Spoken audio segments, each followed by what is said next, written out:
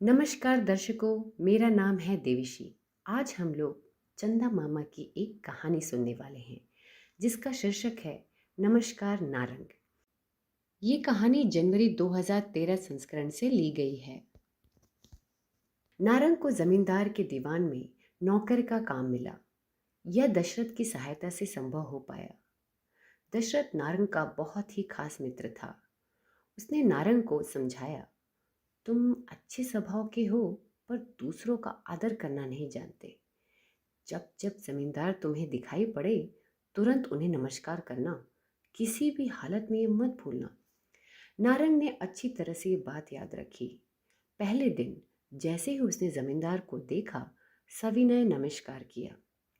वे बहुत खुश हुए। वहाँ जो लोग उपस्थित थे उनसे गुफ्तगू करते हुए फिर से उन्होंने नारंग को देखा। नारंग ने फिर से एक और बार उन्हें नमस्कार किया।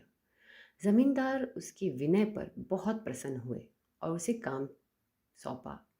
काम पूरा करने के बाद नारंग लौटा और फिर से नमस्कार करके कहा कि आपका बताया काम मैंने कर दिया। यों जमींदार जब जब दिखाई पड़ते थे वह बिना चूके अवश्य नमस्कार करता था। उसकी यह आदत सी हो गई थी। जमींदार किसी से बात कर रहे हों और बीच में वे नारंग की ओर मुड़े तो वह तुरंत फिर से नमस्कार करता था। जमींदार उसके विनय से बहुत प्रभावित हुए और उसे अपना अंगरक्षक बना लिया। तब से वह हमेशा यदि जमींदार आगे आगे जा रहे हों तो वह उनके पीछे पीछे ही आता था। उससे कोई बात कहने के लिए वे उसकी तरफ घूमते तो नारंग उन्हें नमस्कार करता था। सोचते समय जमींदार इधर उधर टहलते रहते थे। यह उनकी आदत थी। नारंग वहीं खड़ा रहता था। जब जमींदार उसकी तरफ आने लगते तो फिर वह नमस्कार करता था। एक बार जमींदार को गले में दर्द होने लगा। गले के दर्द को दूर करने के लिए वैद्य के कहे अनुसार वे अपने गले को बाईं और दाईं तरफ घुमाने लगे।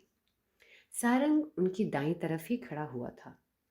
जब जब जमींदार दाईं तरफ अपना सर घुमाते थे तब तब नारंग नमस्कार करने लगा। नारंग के नमस्कारों के बारे में दीवान में सबको मालूम हो गया। एक दिन जमींदार शहर को पास के खेतों की ओर जाने लगे। नारंग भी उनके पीछे पीछे जाने लगा। थोड़ी दूर जाने के बाद एक चोर अचानक नारंग से टकराया, जिस वजह से वह नीचे गिर गया। चोर आगे बढ़ा और जमींदार के गले की सोने की जंजीर छीन ली। घबराकर उन्होंने मुड़कर देखा तो नारंग जमीन पर गिरा पड़ा था। नारंग ने फिर से उन्हें नमस्कार किया। जमींदार ने देखा कि नारंग उठने की स्थिति में नहीं है तो चोर चोर कहते हुए वे चोर का पीछा करने लगे। उनकी चिल्लाहट सुनते ही नारंग उठ खड़ा हुआ और दौड़ता हुआ चोर को पकड़ने के लिए दोनों हाथ बढ़ाए, पर चोर बचकर भागने लगा। नारंग चोर को पकड़ सकता था पर वह ऐसा नहीं कर पाया, क्योंकि चोर की तरफ बढ़ते हुए जमींदार को उसने देखा तो अनायास ही दोनों हाथ उठाकर जमींदार को नमस्कार किया। मौका देखकर चोर रफू चक्कर हो गया। जमींदार बहुत नाराज हुए।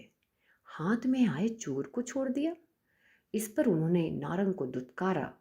नारंग ने हाथ जोड़कर कहा, सरकार, आपको नमस्कार किए बिना मैं नहीं रह सकता। इस वजह से चोर बचकर निकला। आप ही बताइए, मेरा नमस्कार करना क्या गलत था? लेकिन मैं आदत भुलाने की पूरी कोशिश करूंगा। जमींदार ने क्रोध स्वर में कहा, तुम्हारे नमस्कार की वजह से मैं सोने की जंजीर खो बैठा। नारंग ने कहा, मैंने चोर का चेहरा देख लिया। वह हमारे ही शहर का है। उसका नाम नहीं जानता, लेकिन फिर देखूंगा तो अवश्य पहचान लूंगा।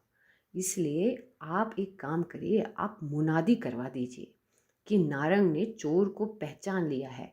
वह चुपचाप जंजीर को लौटा दे तो बात आगे बढ़ाई नहीं जाएगी, नहीं तो असली चोर को पकड़ लेंगे और उसे कड़ी सजा दी जाएगी।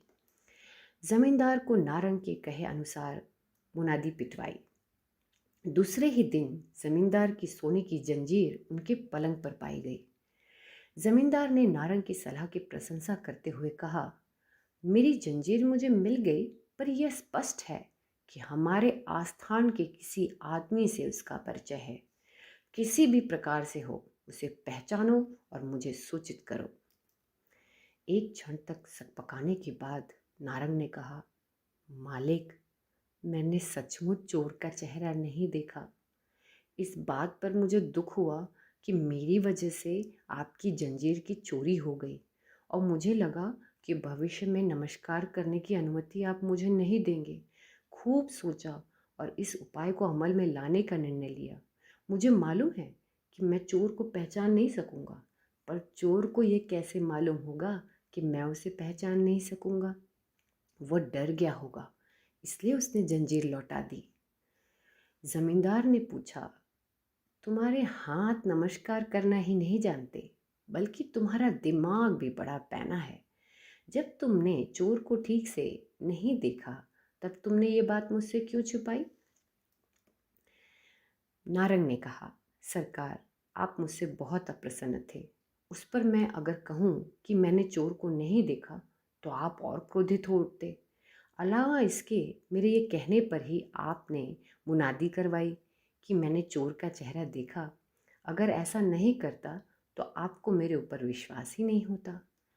जमींदार ने उसकी अक्लमंदी की तारीफ करते हुए कहा, अब मैं तुमसे बहुत खुश हूँ। तुम एक काम करो, पाकशाला में जाओ और रसोइयों से बताओ कि मैंने 2 प्रकार की मिठाइयाँ बनाने को कहा है। नारंग ने रसोइये से ये बात बताई और उसने हाँ कह दिया। फिर कहा, गुलाब जामुन और जलेबियाँ बन चुकी हैं, कहो कैसी हैं? कहते हुए उसने एक जलेबी नारंग को दे दी। नारंग ने खाया और चकित रह गया, क्योंकि आज तक उसने ऐसी स्वादिष्ट जलेबी कभी नहीं खाई थी। एक और खाना चाहा पर संकोचवश चुप रह गया। परंतु उसके लौटने के कुछ ही क्षणों के बाद जमींदार ने उसे फिर से पाकशाला में भेजा। रसोइये ने फिर से उसे एक जलेबी खाने को दी।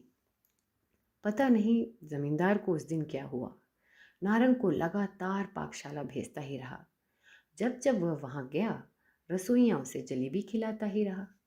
10-12 जलेबियों को खाते ही नारंग को उनसे चिढ़ हो गई। उसने और जलेबियां खाने से इनकार कर दिया। रसोइये ने कहा, इनकार मत करो, यह जमींदार का हुक्म है। नारंग ने रसोइये से कहा, लगातार मैं जलेबियां ही खाता जा रहा हूं, कोई और स्वादिष्ट पकवान हो तो खिलाना। रसोइये ने कहा, जमींदार ने हुक्म दिया है कि मैं तुम्हें केवल जलेबियां ही खाने को दूं। कोई दूसरा पकवान खाना हो तो उनकी अनुमति लेकर आओ। नारंग ने बात जमींदार से बताई।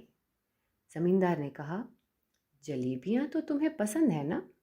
नारंग ने कहा, हाँ पसंद है, पर एक ही दिन में इतनी खा लूं तो क्या उनसे मन उलट नहीं जाएगा?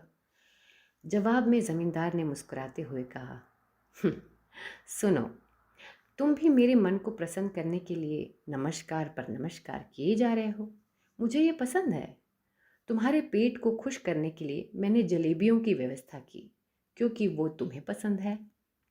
मन को या मनुष्य को हद से बढ़कर सदा किए जाने वाला कोई भी काम पसंद नहीं आता, उससे चिढ़ हो जाती है। मेरी बात समझ गए ना? अब पूरी बात नारंग की समझ में आ गई। उस दिन वह जमींदार को 1 या 2 बार ही नमस्कार करने लगा और सीमा को लांघता नहीं था।